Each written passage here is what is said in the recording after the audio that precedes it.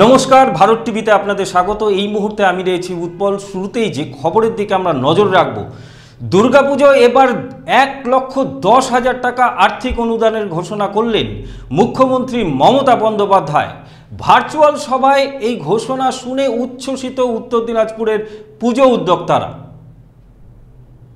এবার পুজোয় 1 লাখ পার, মুখ্যমন্ত্রীর ঘোষণায় খুশি রায়গঞ্জের পুজো উদ্যোক্তারা। বৃহস্পতিবার রায়গঞ্জের কর্ণজোড়ায় জেলা শাসকের দপ্তরের বিবেকানন্দ সভাগৃহে ভার্চুয়াল বৈঠক হয় মুখ্যমন্ত্রীর। সেখানেই এবারের দুর্গাপুজোর জন্য 1,10,000 টাকা আর্থিক বরাদ্দের কথা ঘোষণা করেন মুখ্যমন্ত্রী। আর তাতেই খুশির হাওয়া জেলার পুজো উদ্যোক্তাদের মধ্যে। মমতা ব্যানার্জির উদ্যোগে প্রত্যেক বছরের ন্যায় এবারও শারদীয়া দুর্গাপুজো উপলক্ষে কলকাতা নেতাজি ইন্ডোর স্টেডিয়ামে প্রশাসনিক সমন্বয়ন বৈঠক আজকে ছিল এবং আমরা জেলার এই ভার্চুয়ালি প্রোগ্রামটি আমরা ডিএম অফিসের এই কনফারেন্স হল থেকে আমরা অ্যাটেন্ড করেছি।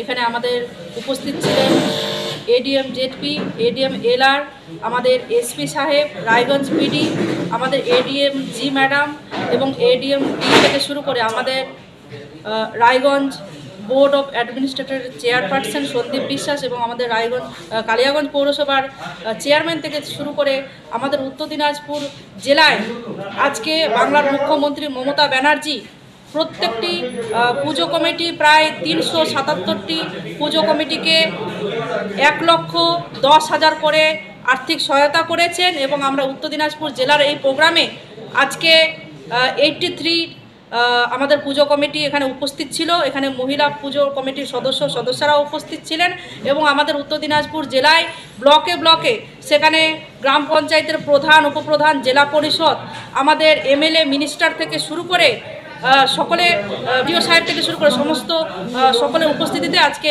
এই ভার্চুয়ালি দুর্গাপূজা উপলক্ষে আমাদের এই মিটিংটা আমরা অ্যাটেন্ড করেছি এবং উত্তর দিনাজপুর জেলাবাসীকে একটাই বার্তা দিব যে ধর্মযাত্রার উৎসব সবার, বাংলার শ্রেষ্ঠ উৎসব দুর্গাপুজো। আগামী দিনে আমরা জাতি ধর্ম বর্ণ নির্বিশেষে সম্প্রীতিকে অটুট রেখে মাতৃ আরাধনায় আমরা সামিল হব। কেমন লাগলো? আমাদের খুবই ভালো, যেটা আমরা কল্পনাও করতে পারিনি। আমরা ভেবেছিলাম এবার 1 লাখ টাকা দিবে উনি, তো এবার 1,10,000 দিল। আমরা বলতে পারছি না ওনাকে যে কিভাবে ধন্যবাদ জানাবো। আমরা ভীষণ, আমাদের একটা পাড়ার ছোট্ট একটা ক্লাব, আমরা চাঁদা তুলে খুব কষ্ট করে এই পূজাটা করতাম। 1,10,000 পাওয়াতে আমাদের এতটাই উপকৃত হলাম আমরা যে চাঁদা হয়তো আমাদের আর তুলতে হবে না, এই টাকা দিয়ে আমাদের পুজোটা আমরা কোনোভাবে সেরে নিতে পারবো। তার জন্য মাননীয় মুখ্যমন্ত্রীকে আমাদের ক্লাবের তরফ থেকে এবং আমাদের সকল মহিলাদের তরফ থেকে অসংখ্য অসংখ্য ধন্যবাদ জানাই। আজ এখানে মাননীয় মুখ্যমন্ত্রী মমতা বন্দ্যোপাধ্যায় একটি ভার্চুয়াল মিটিং রেখেছিল, এই সব ক্লাবগুলোকে ডেকেছিল রাজ্যে। এই আমাদের যে অনুদান যেটা প্রত্যেকবার আমরা পাই, এই অনুদানের ব্যাপারে সবকিছু বললেন। অন্যবারের চেয়ে এবার 1,10,000 টাকা অনুদান আমরা পাচ্ছি, আমরা তাদের খুব খুশি। প্রশাসনিক ভার্চুয়াল মিটিং ছিল, নেতাজি ইন্ডোর স্টেডিয়ামে যে মিটিংটা হয়েছে সেটা আমরা এখানে ভার্চুয়ালি দেখলাম।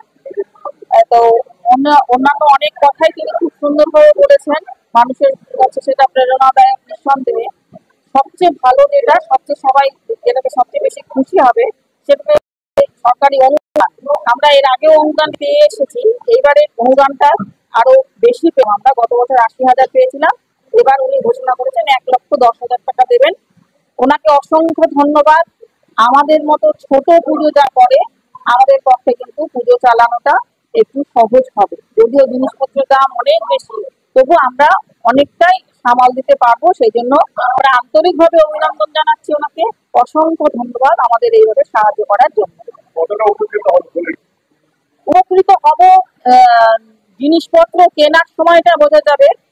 আশা করছি আমরা সামাল দিতে পারবো, আমাদের অসুবিধা হবে না, এটা আশা করছি। শ্যামলেশ তরফদারের রিপোর্ট, ভারত টিভি। রায়গঞ্জের সুপরিচিত বস্ত্র বিপণী বসন্ত স্টোর্স রেডিমেড পোশাকের মনকাড়া কালেকশন নিয়ে এসেছে। একই ছাদের তলায় পাবেন বেনারসি, লেহেঙ্গা, শেরওয়ানি, কোট প্যান্ট সহ ছোট বড় সকলের মনের মতো পোশাক। তাই আর দেরি নয়, আজই আসুন বসন্ত স্টোর্সে।